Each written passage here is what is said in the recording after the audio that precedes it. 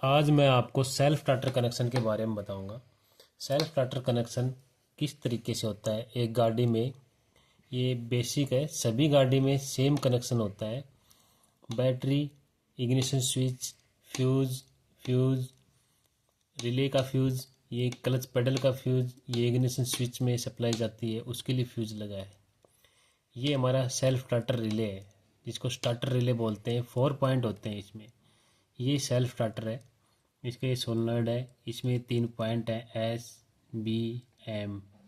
ये clutch pedal है, clutch pedal पे एक लगा हुआ स्विच है, इसको क्लच पेडल स्विच बोलते हैं। इसमें सप्लाई इन होकर आउट होती है। इसका हम सिस्टमेटिक ढंग से आपको बताते हैं कि इसकी सप्लाई कहाँ से कहाँ जाती है, नेगेटिव सप्लाई कहाँ लगती है, पॉजिटिव सप्लाई कहाँ लगती है। सबसे पहले बैटरी से शुरुआत करते हैं।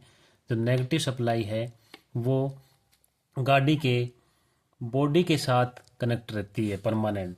तो ये जो नेगेटिव सप्लाई परमानेंट अटैच रहती है डायरेक्ट गाड़ी के बॉडी के साथ, जो कि गाड़ी की बॉडी के साथ हमारा सेल्फ स्टार्टर माउंट रहता है और ये परमानेंट लगी रहती है।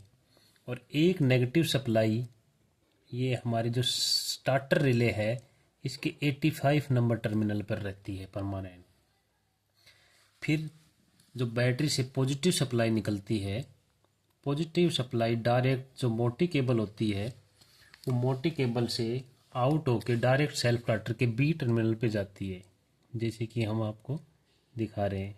ये जो बैटरी से निकलता है वो मोटा वायर होता है और ये आउट होके डायरेक्ट सेल्फ स्टार्टर के ये बी टर्मिनल से कनेक्ट हो जाती है,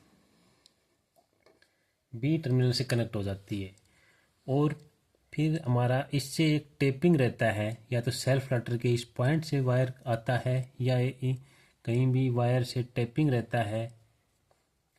और फ्यूज के थ्रू एक सप्लाई, जो ये इग्निशन स्विच है हमारा, इग्निशन स्विच के बी टर्मिनल पर कनेक्ट हो जाती है फ्यूज के थ्रू। जैसे हम इग्निशन स्विच को ऑन पोजीशन पे करते हैं, ऑन पोजीशन पे करने पे फ्यूज में सप्लाई जाती है। स्टार्टर का जो फ्यूज लगा है उसमें सप्लाई इन होती है और फ्यूज से सप्लाई आउट होके रिले के 30 नंबर टर्मिनल पर जाती है। यहाँ पे स्टैटिक हो जाती है, क्योंकि जब तक रिले ऑपरेट नहीं होगा हमारा सप्लाई आउट नहीं होगी। ये इन पॉइंट है, जैसे 86 है इस पे पॉजिटिव सप्लाई आएगी तो 87 से आउट करके हमारे सेल्फ स्टार्टर में जाएगी। तो 86 पे सप्लाई हमारे क्लच पेडल स्विच से आएगी। जैसे हम इग्निशन स्विच को स्टार्ट पोजीशन पे करेंगे तो जो स्टार्ट का जो इसका एस टर्मिनल है इससे सप्लाई आउट होके फ्यूज में जाएगी और फ्यूज से सप्लाई आउट होके क्लच पेडल के स्विच में जाएगी।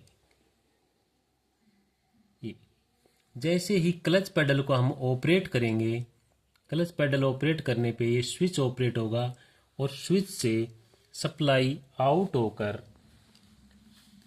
क्लच से सप्लाई आउट होकर ये हमारे रिले के 86 नंबर टर्मिनल पे जाएगी। ये स्विच है, इससे आउट होके ये 86 नंबर टर्मिनल पे जाएगी।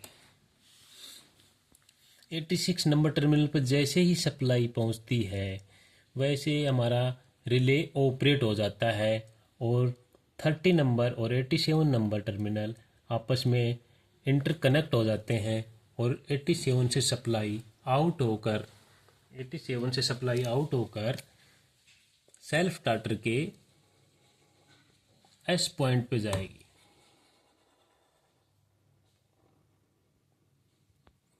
जैसे ही एस पॉइंट पे सप्लाई पहुंचेगी, हमारा जो ये सेल्फ स्टार्टर का जो सोलनॉइड का एस पॉइंट है ये इसमें ये रिले का काम करता है।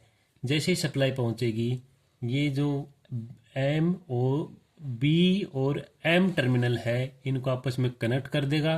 जो बी में ऑलरेडी पॉजिटिव सप्लाई है वो एम में चली जाएगी और जैसे ही हमारे सेल्फ स्टार्टर मोटर में सप्लाई जाएगी, अर्थिंग लेके हमारा सेल्फ स्टार्टर रोटेट करना शुरू कर देगा और गाड़ी में लगा फ्लाई व्हील को रोटेट करवाएगा और गाड़ी स्टार्ट हो जाएगी। यही सेल्फ स्टार्टर कनेक्शन है। सेल्फ स्टार्टर कनेक्शन बहुत ही नॉर्मल है। आपको वीडियो अच्छा लगे तो प्लीज़ कमेंट करना, सब्सक्राइब करना और लाइक करना। Thank you.